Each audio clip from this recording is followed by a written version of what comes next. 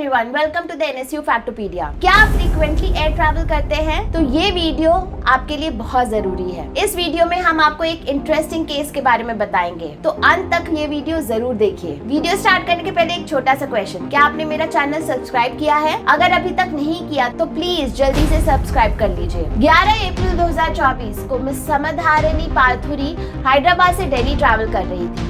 उनको USA की flight Delhi से लेना था।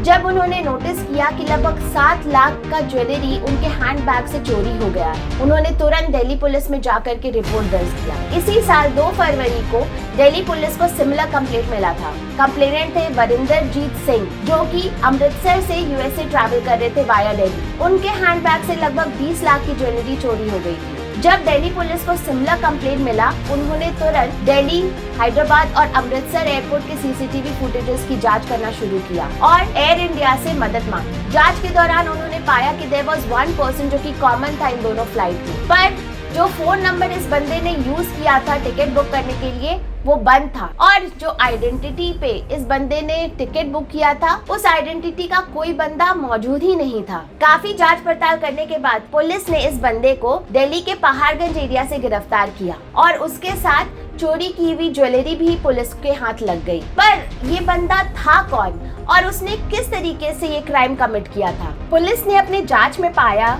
कि जो ये चोरी करता था उसका नाम राजेश कपूर था। और हैरानी की बात ये है कि दिल्ली के पहाड़गंज एरिया में इस शख्स का एक होटल है जिसके 4th फ्लोर पे ये अपने फैमिली के साथ रहता है। पैसे कमाने का बहुत ही यूनिक सोल्यूशन इसने ढूंढा। पिछले 365 दिनों में 110 फ्लाइट इसने बुक किया और सारे प्रीमियम हाई एंड फ्लाइट्स थे। इन फ्लाइट्स के टिकट को बुक करने के लिए उन्होंने काफी पैसे खर्च किए होंगे, पर जो इन्वेस्टमेंट इन्होंने फ्लाइट टिकट्स बुक करने में लगाया उसका लगभग 10 to 15 टाइम्स रिकवर किया। 200 से भी ज्यादा थेफ्ट में ये बंदा इन्वॉल्व था। वो हमेशा प्रीमियम फ्लाइट्स बुक करता था और ऐसे फ्लाइट्स जो कि कनेक्टिंग थे, सो दैट उसको टाइम मिल सके चोरी करके वहां से एस्केप करने के लिए, जिसके पहले कि लोग नोटिस करें कि उनके हैंडबैग से सामान गायब है। टारगेट को कैसे आइडेंटिफाई करना है उसका भी यूनिक तरीका था। वो लोगों को ऑब्जर्व करता था, उनकी बातचीत पे ध्यान देता था और उनके लगेज इंफॉर्मेशन को बारीकी से पढ़ता था, जिसके बाद वो अपने टारगेट को आइडेंटिफाई कर लेता था। बुजुर्ग लोगों को वो टारगेट करता था, स्पेशली बुजुर्ग महिलाएं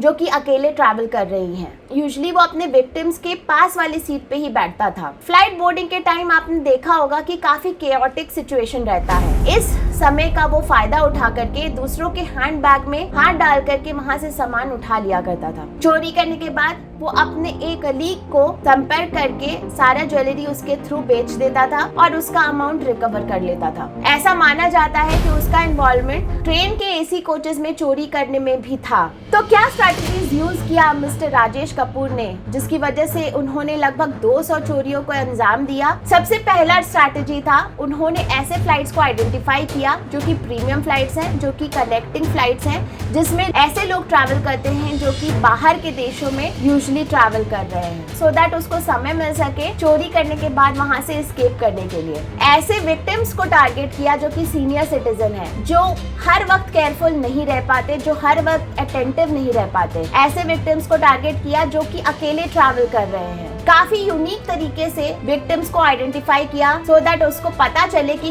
किसके पास प्रॉपर सामान है जो कि वो चुरा सके। काफी अटेंटिव था, लोगों के बातचीत पे ध्यान देता था, कॉन्वर्सेशन को टैप करता था और लोगों का पीछा करता था ये समझने के लिए कि who will be the right target. बहुत ही कम ड्यूरेशन के दौरान वो बहुत ही आसानी से लोगों के हैंडबैग से सामान चुरा लेता था। सो जो टाइम फ्रेम वो यूज करता था that was during boarding of the flight, जो कि काफी केओटिक समय होता है, और बहुत यूनिक तरीके से वो लोगों के हैंडबैग से सामान चुरा लिया करता था। अपने आइडेंटिटी को गुप्त रखने के लिए वो अपने मृत भाई के आइडेंटिटी पे टिकट्स बुक करता था और फोन नंबर भी चालाकी से बंद रखता था सो दैट इजीली उसको ट्रेस नहीं किया जा सके। इन सारे स्ट्रैटेजीज के बावजूद दिल्ली पुलिस कामयाब रही इस थीफ को पकड़ने के लिए। पर ये सारे केस का कंक्लूजन क्या है? आजकल हम सभी ऐसे स्कैमस्टर्स, ऐसे फ्रॉडस्टर्स, ऐसे थीफ, ऐसे रॉबर्स के बीच में घिरे हुए हैं। उनके पर्सनालिटी को देख करके वी कैन नॉट से कि वो रॉबरी करने आए हैं या फिर एक्चुअली में फ्रीक्वेंट एयर ट्रैवलर है। इस केस में एक बहुत इंपॉर्टेंट बात नोटिस करने के लिए है, the way he used to identify किस पर्सन को टारगेट करना है, क्योंकि बोर्डिंग के टाइम बहुत ही कम ड्यूरेशन होता है जिसमें वो किसी का हैंडबैग से सामान चुरा सकेगा। So he can not go around checking each and every handbag. Human psychology के अंतर्गत कभी भी हम लोग कोई वैल्यूएबल कैरी करते हैं तो we are extra careful, extra cautious. हमारा जो एक्टिविटी होता है वो बहुत डिफरेंट हो जाता है। वो बार बार हम लोग उस सामान को देखते हैं, हम लोग बातचीत के दौरान भी डिस्कस करते हैं, बट यू नेवर नो कौन आपकी बातों को ओवरहियर कर रहा है, कौन आप पे नजर रख रहा है। ऐसे सिचुएशन में जब भी आप ट्रैवल कर रहे हैं, जस्ट बी केयरफुल।